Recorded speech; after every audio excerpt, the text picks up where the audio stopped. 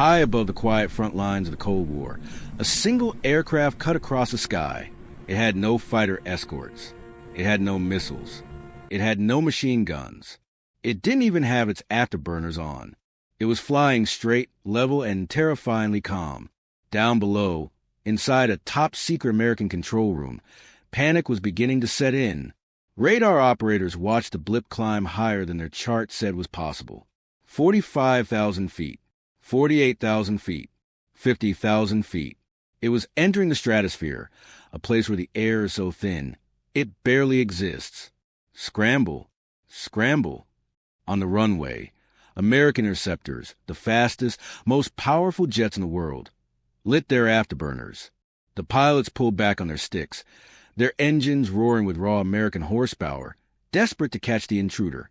They climbed until their wings shook and their engines gasped for air. They looked up, searching for the target.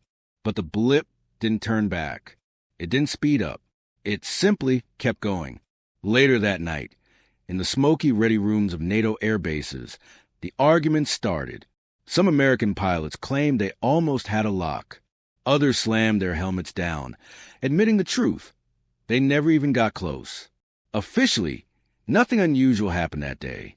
The logs were marked as training anomalies, but unofficially, a whisper began to spread to the ranks of the U.S. Air Force.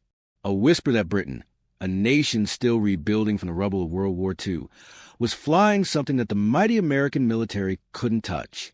What was this machine? Why was it allowed to roam freely over the most heavily defended airspace on Earth?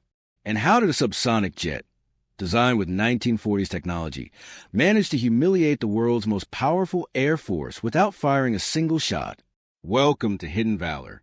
This is the story of the English Electric Canberra, the spy jet that proved you don't need to be the fastest to win. You just need to be untouchable. The story of Britain's ghost jet didn't begin with a confrontation. It began with silence. In the early 1950s, the world was obsessed with speed. The Americans and the Soviets were locked in a deadly race to build supersonic bombers and interceptors that could break the sound barrier. The philosophy was simple: go fast and you won't die. But the Royal Air Force, RAF, was focused on something different. They called it information dominance. Britain understood a brutal truth about the coming nuclear war. It didn't matter how many bombs you had if you didn't know where to drop them. They needed to see the enemy's airfields, missile sites, and naval movements. And they needed to do it without starting World War III. The aircraft chosen for the suicide mission wasn't designed as a spy plane. It was designed as a bomber. The English Electric Canberra entered service in 1951.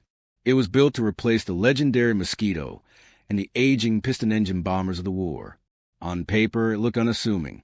It had straight wings, a bulbous nose, and it couldn't fly faster than the speed of sound. To the Americans, obsessed with their sleek, swept-wing F-86 Sabres, the Canberra looked like a relic. But British engineers had hidden a secret inside the design.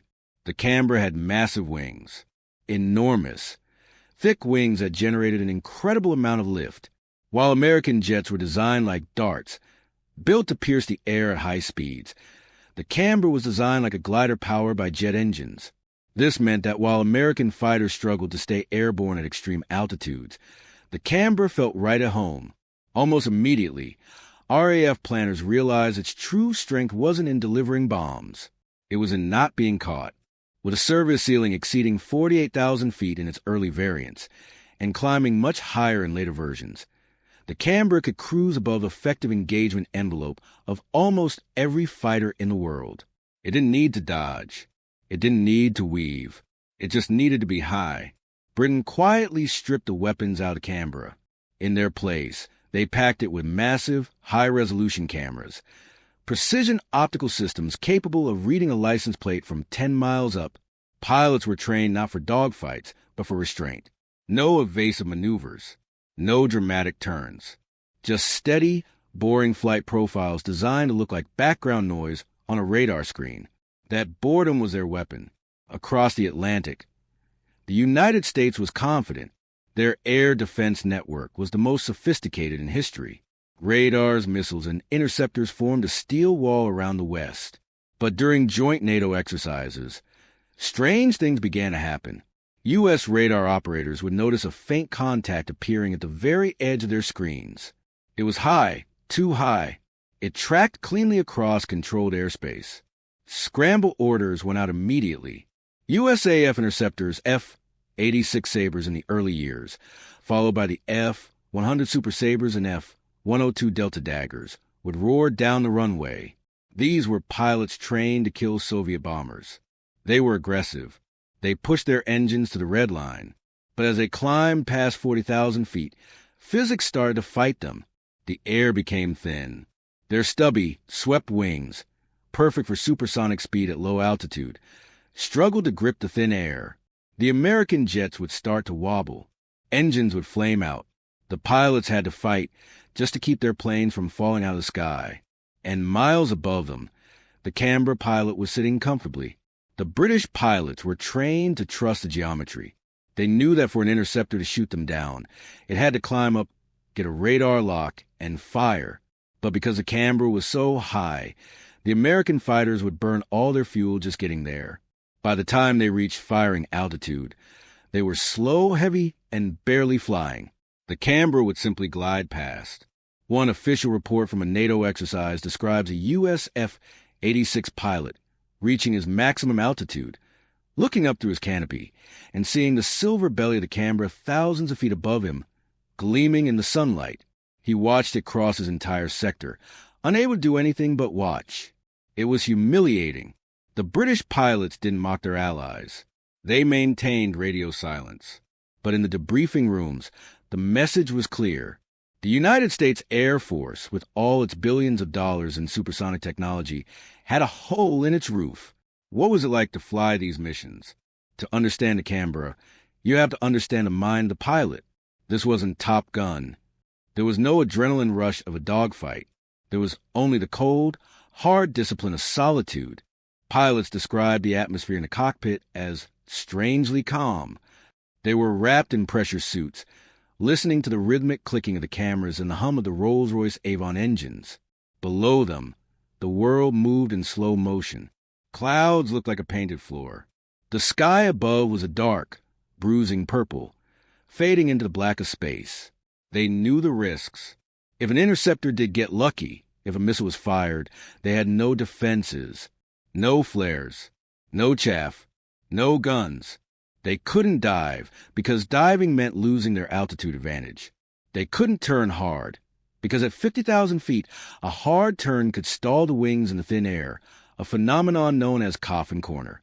So they flew like failure was an option. One former RAF pilot described it simply. If they could reach us, we were already dead. So we flew as if we were alone. The psychological pressure extended to the Americans, too. It wasn't just a single failed intercept. It was a pattern. Again and again, the Canberra exposed gaps in radar coverage. Again and again, it demonstrated that altitude combined with discipline could defeat raw speed. It forced the U.S. Air Force to ask uncomfortable questions. If a friendly British jet could do this during an exercise, what were the Soviets doing? What else was passing overhead unseen? The Canberra wasn't just a plane anymore. It was a wake-up call. The Americans eventually caught up. They improved their radars. They built the F-104 Starfighter, a missile with a man in it, specifically to reach those extreme altitudes. The window of invincibility should have closed, but Britain didn't stop. They evolved. They introduced the Canberra PR.9. This was the ultimate version of the Ghost. It had more powerful engines, a redesigned fighter-style cockpit for better visibility, and even larger wings. It pushed the operational ceiling even higher, into the realm where only dedicated spy planes like the U-2 dare to tread. The PR.9 didn't rely on speed. It relied on standoff capability. Its cameras were so advanced, it didn't even need to fly directly over the target. It could fly along the border, look sideways, and photograph an airfield 50 miles inside enemy territory. This duality defined the aircraft's later life. Publicly, the Canberra was seen as an old relic of the 1950s. People looked at its straight wings and laughed, calling it a dinosaur compared to the supersonic F-15s and Typhoons. But privately, commanders loved it. While satellites could be blocked by clouds and drones were susceptible to jamming, the Canberra PR.9 was reliable. It offered something technology couldn't replace: human judgment at the edge of space. Astonishingly, this obsolete jet remained in service for 55 years. It flew over the Falklands. It flew over the Balkans. It flew over Iraq.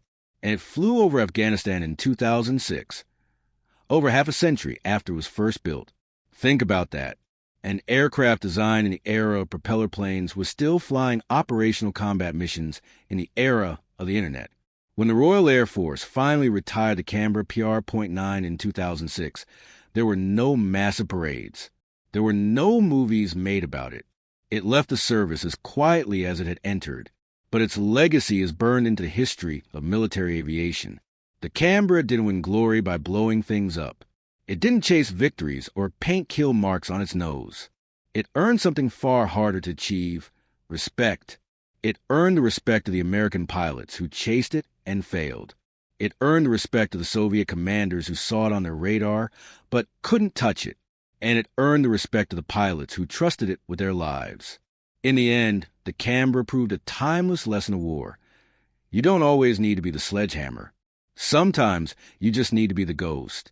It was the British jet that didn't need to fight to win, because it had already proven that it could never be caught. This is the hidden valor of the high altitude. If you enjoyed the story of British engineering brilliance, make sure to hit that subscribe button. We have more stories of the jets they don't want you to know about. This is Sector 6 Archives. Signing off.